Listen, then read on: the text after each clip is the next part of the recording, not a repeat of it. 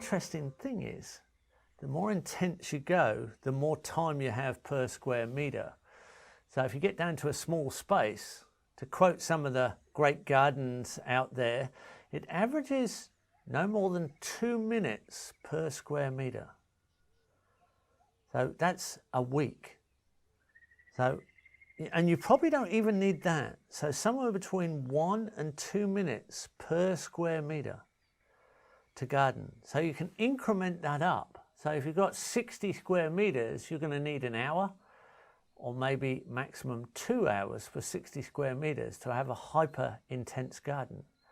Now, if you really don't want to do that, you can't expect the same amount of diversity, you can't expect the same amount of product, but you could go into fruit tree production. You could espalier fruit trees around the boundaries and the hedges. You could have selected fruit tree pruning, so they're hyper pruned down to a low level, and you'd only have to prune, say, 3 or 4 times a year for that to be maintained, and then you'd have to pick.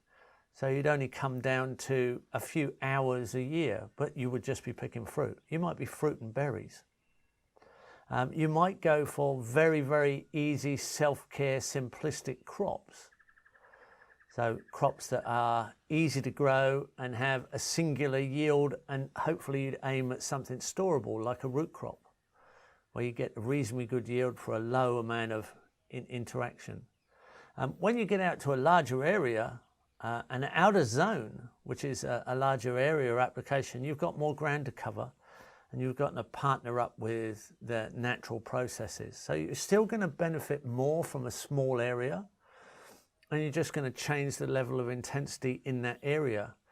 So you come down to, a few hours work a year, or less than an hour's work a week, and the maximum of, say, 2 hours work for 60 square metres. So that's 2 minutes a square metre. You can gauge it from there. But it's quite surprising what a small amount of time you put in to a small area to still get an intense productivity.